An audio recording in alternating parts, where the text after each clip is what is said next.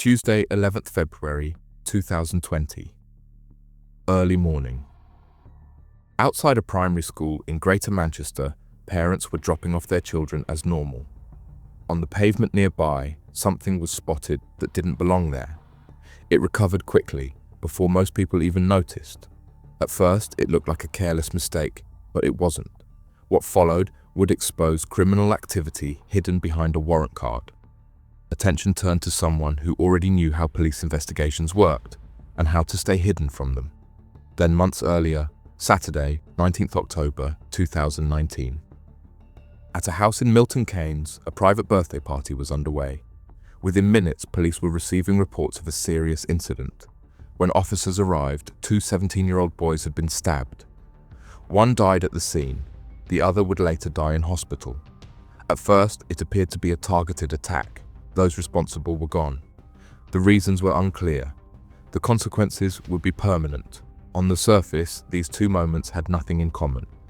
But both would unravel slowly, revealing violence, betrayal, and decisions made long before anyone realized where they would lead.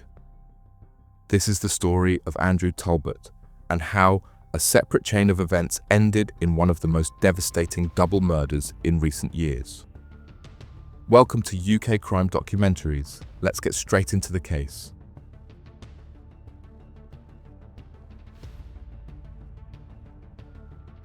Andrew Talbot was a serving detective constable with Greater Manchester Police. He was not a probationer, instead was a trained officer. At the time of his offending, Talbot was based at Nexus House in Manchester, working within GMP's Serious Crime Division. This was a unit tasked with investigating some of the most serious offences across the region, including large-scale drug conspiracies and organised crime networks. His role placed him alongside experienced detectives, analysts, and specialist teams dealing with high-harm criminal activity. Crucially, Talbot's position gave him regular access to seized property and evidential material. The force's property store was designed to hold seized items linked to ongoing investigations. Drugs, cash, weapons, and other exhibits were logged, sealed, and stored while cases progressed through the courts. Within the police service, access of this kind relies heavily on trust. Officers are expected to handle evidence lawfully, maintain its integrity, and safeguard it until cases reach court. And Talbot was trusted to do exactly that. But what no one realized at the time was that the access Talbot had been given would soon be used in a way no one was watching for.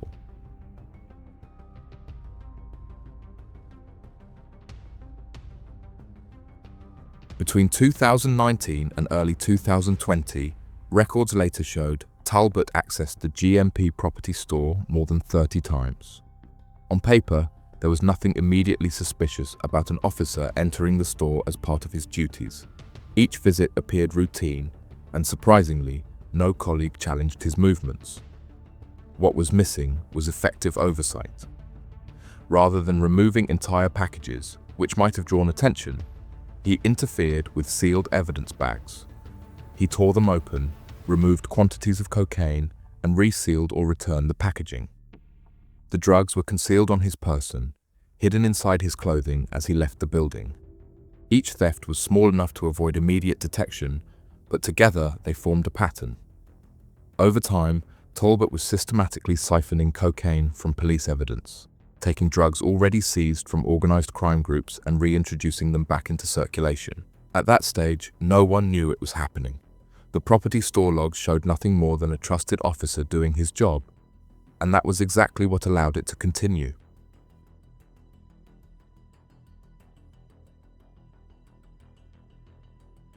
By the time Andrew Talbot's actions were uncovered, the scale of what he had taken was far greater than anyone inside Greater Manchester Police had imagined. Across multiple visits to the property store, Talbot stole just under 4 kilograms of cocaine. However, individually, each removal appeared small, yet collectively, it represented a significant quantity of Class A drugs that had been seized from organised crime groups and then quietly put back into circulation. In financial terms, the cocaine Talbot stole was valued at around £240,000 at wholesale level. Now, once broken down and sold on the street, its value rose to an estimated £1 million. Drugs that had been removed from the supply chain by police were now being sold back into the same communities they were meant to protect. Talbot did not distribute the cocaine himself on the street, and here comes his most trusted contact to do this job, Keith Bretherton. Bretherton acted as the conduit between Talbot and the wider drug market, taking possession of the stolen cocaine and arranging its onward supply. The relationship was not casual. It was deliberate, ongoing, and financially motivated. Bretherton was already involved in drug dealing. What Talbot provided him with was not just cocaine, but something far more valuable, a source that was effectively untouchable. The drugs came from police seizures, meaning they were pure, high quality, and impossible to trace back to an external supplier, and above all, 100% profit with zero investment. At that point, however, no one outside that small circle knew any of this was happening. The exposure would come not through an audit or an internal review, but through a mistake that Talbot never saw coming.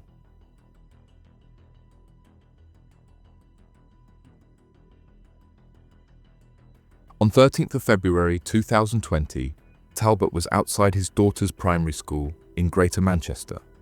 During the school run, a package of cocaine fell from his clothing onto the pavement. It was not noticed by him at the time. The item was later seen by members of school staff. Recognizing immediately that it was suspected Class A drugs, they did not ignore it or dispose of it. Instead, they preserved the item and contacted the police.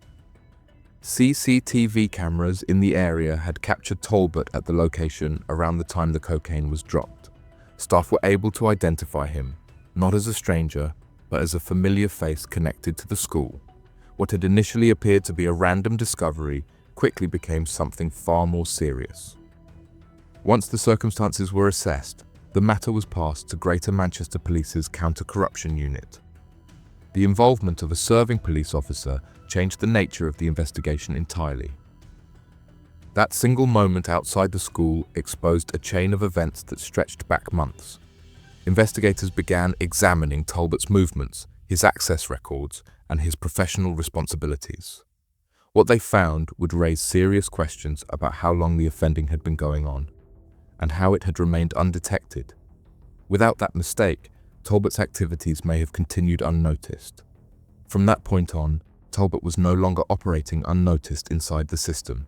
He was now under scrutiny from the very organization he had spent years working for.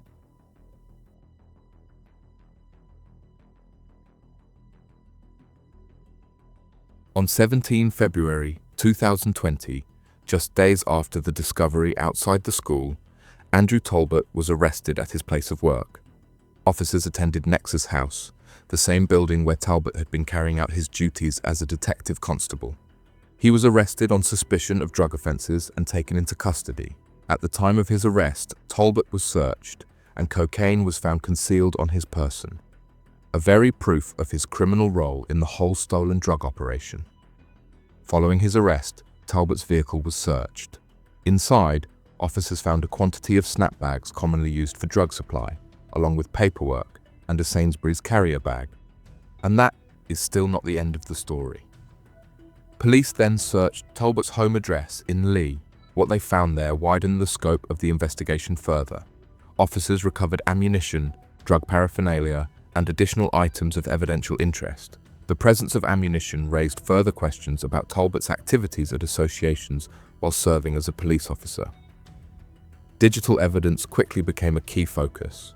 Talbot's mobile phone was seized, but attempts to access it were obstructed when he provided an incorrect PIN. Investigators were forced to rely on forensic analysis instead. That analysis uncovered images stored on a memory card, including photographs of large quantities of cocaine. The images provided visual confirmation that Talbot had been in possession of significant amounts of Class A drugs, supporting the growing case that his offending was organized and sustained. By this stage, investigators were no longer dealing with suspicion alone.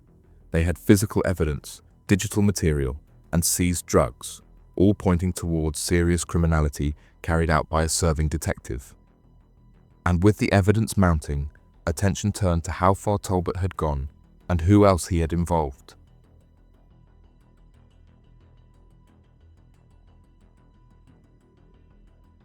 As the investigation widened, it became clear that Andrew Talbot's criminality extended well beyond the theft and supply of cocaine.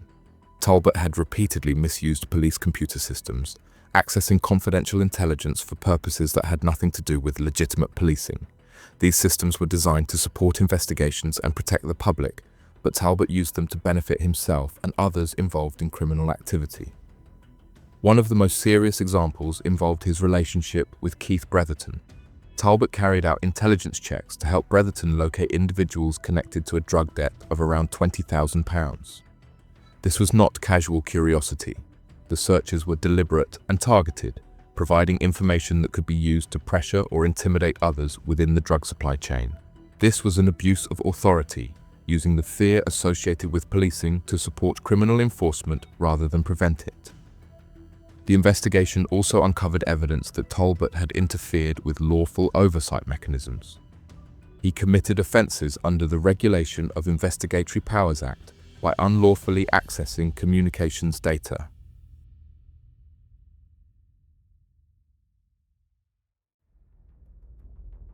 Andrew Talbot's case was heard at Liverpool Crown Court, where the full extent of his actions was laid out in open court. Talbot faced multiple serious charges, including conspiracy to supply Class A drugs, misconduct in public office, misuse of police computer systems, and offences relating to unlawful access to communications data. Keith Bretherton also appeared before the court. His role as the recipient and distributor of the stolen cocaine was central to the case. Bretherton admitted his involvement and entered guilty pleas, acknowledging his part in handling the drugs supplied by Talbot and benefiting financially from their onward sale. As the criminal proceedings progressed, Talbot's policing career formally came to an end. In August 2024, Greater Manchester Police dismissed him from the force. During sentencing submissions, the judge spoke in stark terms about Talbot's conduct. He described a betrayal of the oath he had sworn and a collapse of professional integrity driven by greed. The court made clear that Talbot's actions had undermined not just individual investigations, but confidence in the criminal justice system as a whole. The court also addressed the financial gains made through the offending. A Proceeds of Crime Act hearing was ordered to determine how much Talbot had benefited from his criminal activity. Investigators calculated the value of the drugs involved and the financial advantage derived from their supply. As a result, a confiscation order was imposed under the Proceeds of Crime Act. The court determined that Andrew Talbot had benefited by £179,372 from his criminal activity and ordered him to repay £75,420. He was given a set period to pay the sum in full, with the judge warning that failure to do so would result in a further 2 years added to his prison sentence, reinforcing that crime committed for profit would carry lasting financial consequences. By the time the trial concluded, Talbot had lost everything his role once represented. Andrew Talbot was handed a sentence of 19 years imprisonment. Keith Bretherton received a sentence of 8 years and 6 months in prison. With the sentences passed, the first case came to an end, but the second was only just beginning.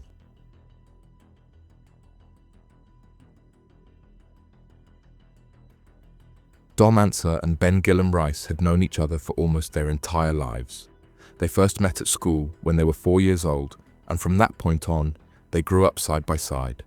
Families described them as inseparable, not just friends, but a constant presence in each other's lives as they moved through childhood and into their teenage years. Both boys were 17 at the time of their deaths, and both were deeply embedded in their families and friendship groups. Ben was known for being relaxed and easygoing, someone who brought humour into any room he was in. He loved football, followed Tottenham Hotspur, and spent much of his time with friends either watching matches, playing sports, or socialising. He had recently left school and was beginning to work alongside his father in the construction industry, taking early steps towards an apprenticeship and learning a trade. Dom was energetic and outgoing, with a strong love of basketball and a wide social circle. His family described him as full of life and confidence, someone who was rarely still and always surrounded by friends. He was particularly close to his twin sister Holly and remained a central figure in his family home. The two boys attended school together locally, including time at Oxley Park Academy and later Hazley Academy. Their friendship endured the usual changes of adolescence, different interests, expanding social circles, but neither drifted far from the other.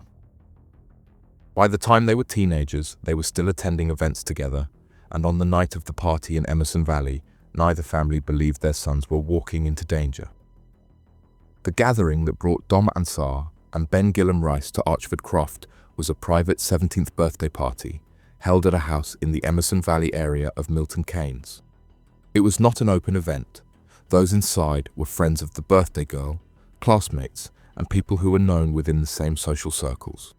In total, around 15 to 20 people were at the house that evening.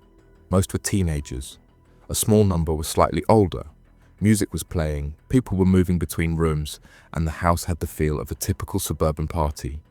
To those inside, it felt contained and familiar. Importantly, not everyone who would later be involved had been invited. We will talk about this in a few minutes. And while Dom and Ben were arriving at the party as guests, others were already preparing to arrive for a very different reason.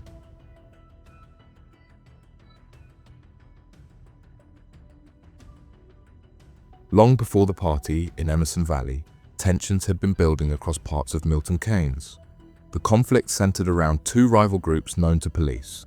The B3 gang, associated with the West Bletchley and MK3 area, and the M4 gang, linked to a different part of the town, but persons behind never made public in any reports. The feud between them was not sudden, and it was not minor either. It had developed over time through a series of violent encounters, territorial disputes, and personal grudges. Members of both groups were young, some still teenagers, but the violence surrounding them was serious. Incidents included assaults, intimidation, and weapons being carried. Police intelligence had already identified the rivalry as volatile, with both sides prepared to retaliate whenever an opportunity presented itself. One incident in particular became a turning point. Months before the party, Ben Potter, later one of the attackers, was lured into woodland in Milton Keynes, where he was assaulted and humiliated by rivals linked to the other group. The attack was filmed. The footage was later shared online, circulating within group chats and on social media platforms frequented by those involved. During the investigation, the court heard that Dom Ansar was later named by those responsible for the filming as being involved in that earlier incident. The humiliation did not fade. Instead, it hardened into resentment. Reports suggested conversations among the B3 group increasingly focused on retaliation and restoring status. Police would later say that this single incident became a reference point for what followed, a moment that shifted the feud from simmering hostility to deliberate revenge. And we will return to it shortly.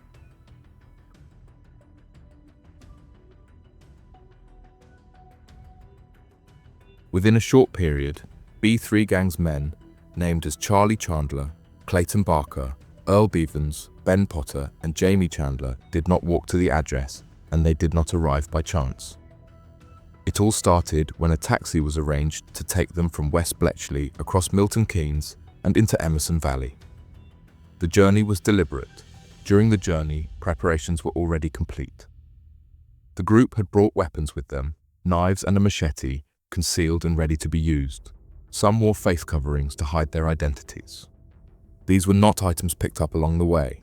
Police would later describe this as a clear example of premeditation. The decision by members to travel together, armed and masked, was not spontaneous. It reflected intent, not to confront, but to a ruthless attack. And when the taxi pulled up outside Archford Croft, there was no turning back.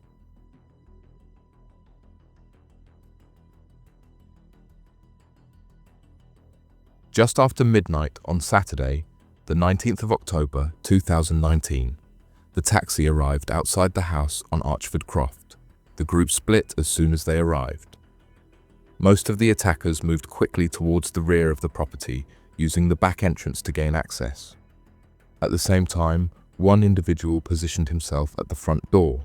His role was not to enter, but to block it, cutting off the most obvious escape route for anyone inside. Within seconds, the atmosphere inside the house changed completely. Once inside, the attackers did not engage with everyone present. Evidence showed that they targeted male guests, moving quickly through the house. Several witnesses described panic spreading almost immediately as people realized this was not a confrontation between individuals, but a group acting together. Guests ran for cover, some hiding in bedrooms, others attempting to escape through windows or garden fences. Dom Answer and Ben Gillam Rice were among those caught in the chaos. The attack unfolded too quickly for anyone to intervene. What followed lasted only minutes, but by the time the attackers fled, the damage had already been done.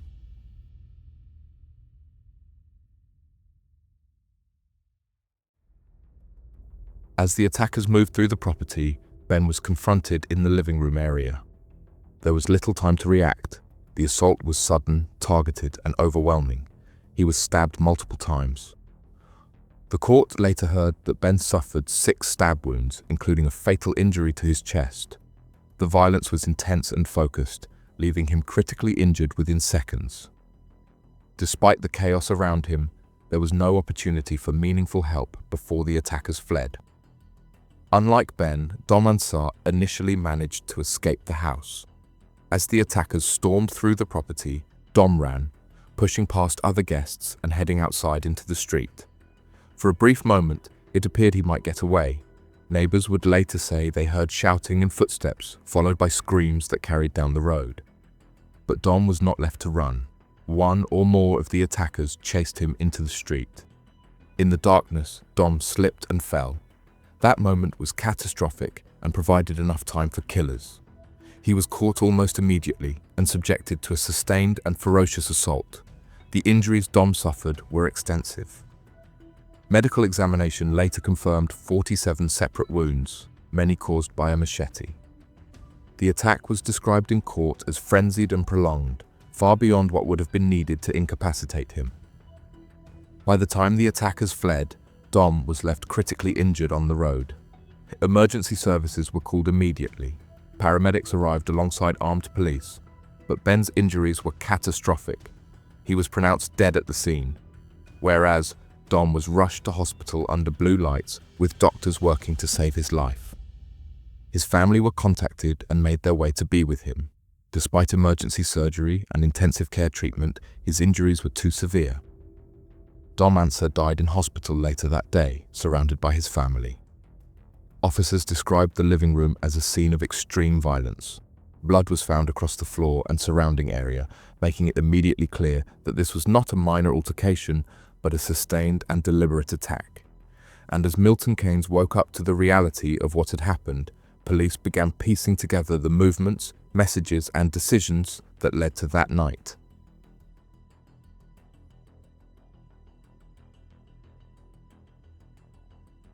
Dom Ansar and Ben Gillam Rice were not the only people harmed that night. 2 other teenagers were also stabbed during the attack.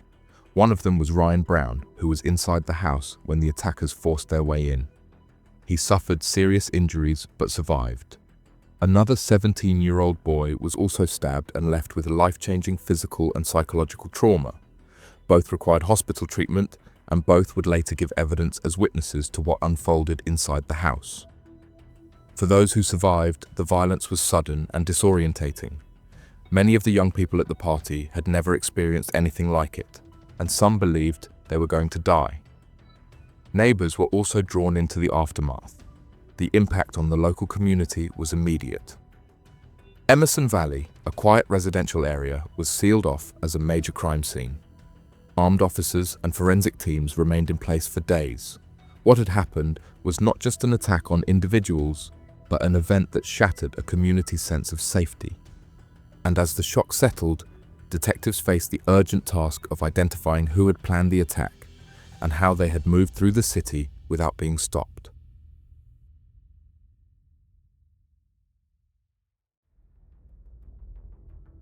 Within hours of the attack, Thames Valley Police Major Crime Unit launched a double murder investigation. From the outset, detectives treated the incident as a planned attack, not a spontaneous fight. The scale of the violence, the use of weapons, and the coordinated entry into the house pointed clearly towards group involvement. The first breakthrough came from the scene itself. Officers recovered forensic evidence inside the house and in the surrounding streets, including blood traces, footwear impressions, and damage consistent with bladed weapons.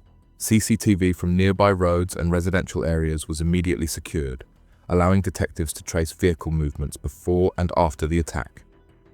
One vehicle, a taxi, became a critical focus. Taxi records confirmed a booking from West Bletchley to Emerson Valley shortly before midnight. CCTV footage and ANPR data placed the same vehicle near Archford Croft at the relevant time. That information allowed officers to begin narrowing down a group rather than searching blindly. Witness evidence followed. Although many partygoers were initially reluctant to speak, detectives conducted repeated interviews supported by family liaison and safeguarding officers. Gradually, descriptions emerged of masked attackers.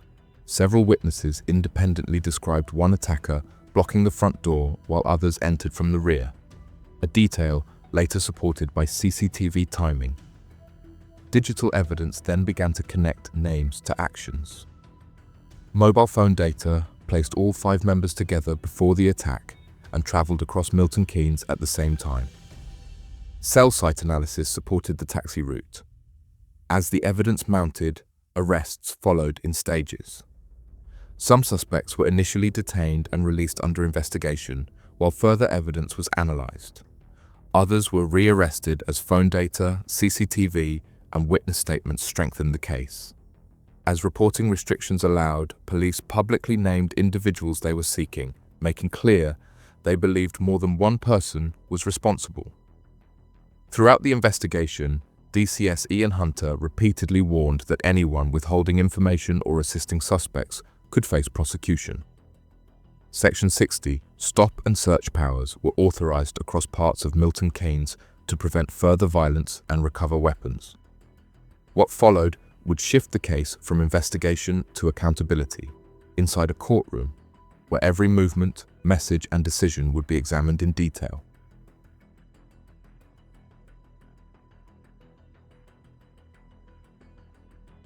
The case eventually came before Luton Crown Court, where 5 defendants stood accused of playing roles in the dual killings. Over several weeks, the jury heard all the case details and evidence that support what happened in sequence. The defense attempted to distance individual defendants from specific acts, arguing varying levels of involvement and intent. But the prosecution maintained that once the group arrived armed and masked, knowing violence was inevitable, responsibility was shared by all. After deliberation, the jury returned guilty verdicts. Charlie Chandler, Clayton Barker, Ben Potter, Jamie Chandler, and Earl Bevans were all convicted of murder and wounding with intent. For the families, the courtroom offered no relief. Dom's mother, Tracy Answer, spoke of holding her son's hand in hospital and believing he would survive. Ben's parents, Jason Rice and Suzanne Gilham, described the moment they were told their son was dead and the permanent void left behind. Both families spoke of living a life sentence of their own.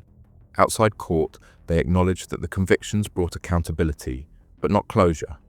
Parents called for tougher sentences for knife crime and greater intervention before young people are pulled into gang violence.